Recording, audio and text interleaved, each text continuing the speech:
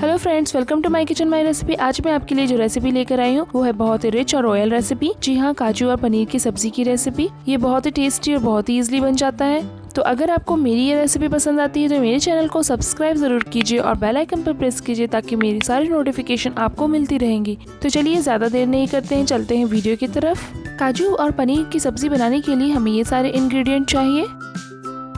सब्जी की ग्रेवी बनाने के लिए हमें ये सारे इंग्रेडिएंट चाहिए।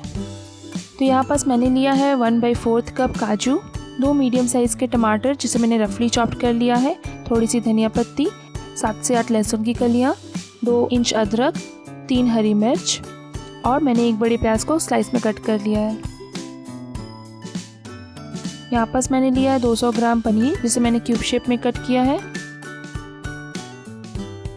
ये हाफ कप काजू है। ये हाफ कप मिल्क है यानी 125 ml मिल्क है।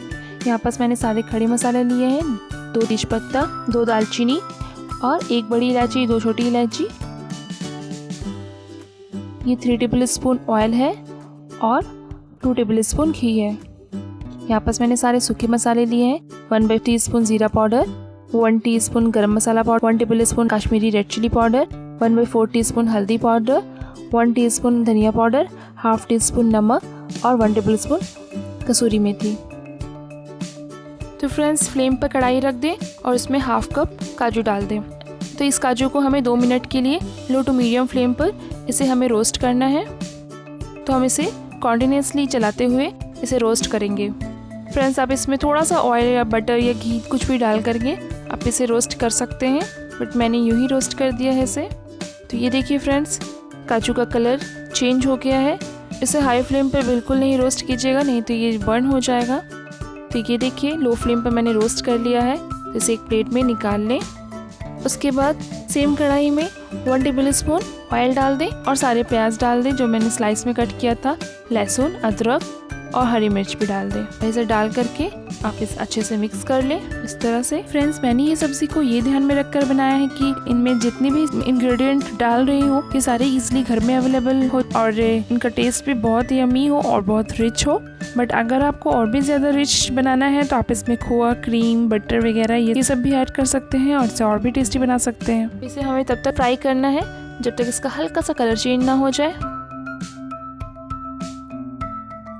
तो ये देखिए फ्रेंड्स, कलर चेंज हो गया है। अब हम इसमें 1/4 कप काजू डाल देंगे। यहाँ पास फ्लेम हमारा मीडियम रहेगा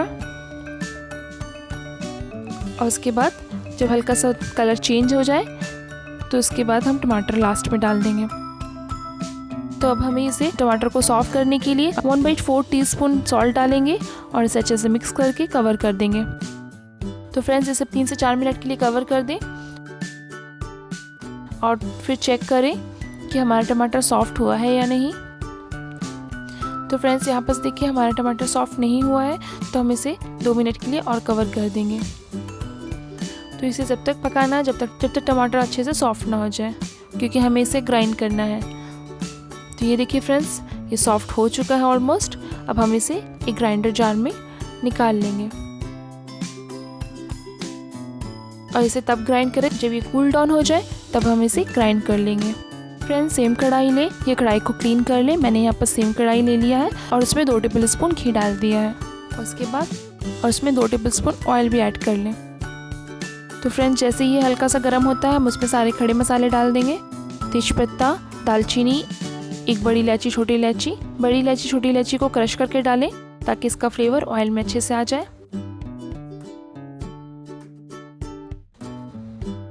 तो फ्रेंड्स, ये देखिए हल्का सा कलर चेंज हो गया है खड़े मसाले का। तो फिर जो हमने ग्राइंड किया था उस मसाले को भी इसमें डाल दें।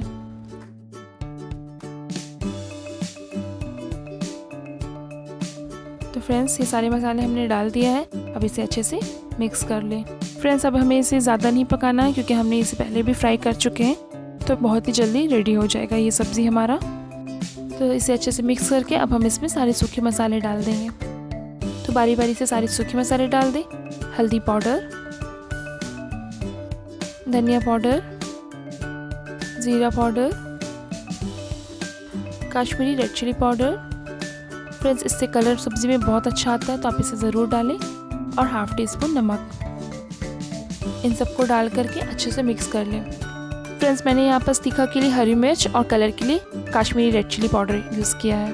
तो देखिए फ्रेंड्स, मैंने यहाँ पर 1/4 ग्लास पानी भी ऐड कर दिया है। तो इसे डाल करके अच्छे से मिक्स कर लें। आपको इसे और तीखा बनाना है तो आप नॉर्मल रेड चिली पाउडर भी डाल सकते हैं। तो फ्रेंड्स, इसे अच्छे से मिक्स करके अब आप इसे कवर कर दें। तो हम इसे कवर करेंगे 2 से 3 मिनट लो फ्लेम पर। 2 से 3 मिनट हो चुका है। अब हम इसे खोल के देखेंगे तो हमारा मसाला रेडी है। ऑयल और मसाला दोनों अलग अलग हो चुका है और इसमें 125 ml यानी हाफ कप दूध भी डाल दें। तो इसे डाल करके अच्छे से मिक्स कर लें। अब हम इसमें जो काजू रोस्ट किया था उसे भी मिक्स कर लेंगे और इसे मिक्स करके हम इसे इसी ग्रेवी में 2 से 3 मिनट पकाएंगे। उसके बाद 2 से 3 मिनट के बाद हम गरम मसाला ऐड करेंगे।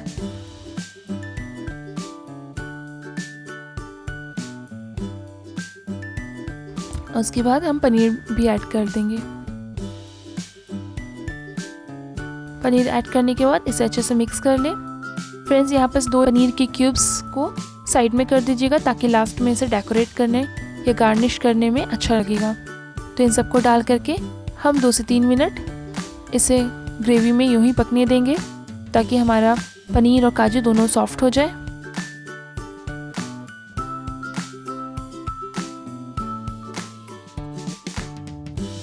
तो ये देखिए फ्रेंड्स, हमारी पनीर और काजू की सब्ज़ी ऑलमोस्ट रेडी है। अब हम इसमें कसूरी मेथी डाल देंगे। फ्रेंड्स, आप कसूरी मेथी को हल्का सा तवा पे रोस्ट करके भी डाल सकते हैं और इससे उसका टेस्ट और अच्छा आएगा। और थोड़ी सी धनिया पत्ती गार्निश कर दें और इसे अच्छे से मिक्स कर दें। तो ये देखिए फ्रेंड्स, रेडी है।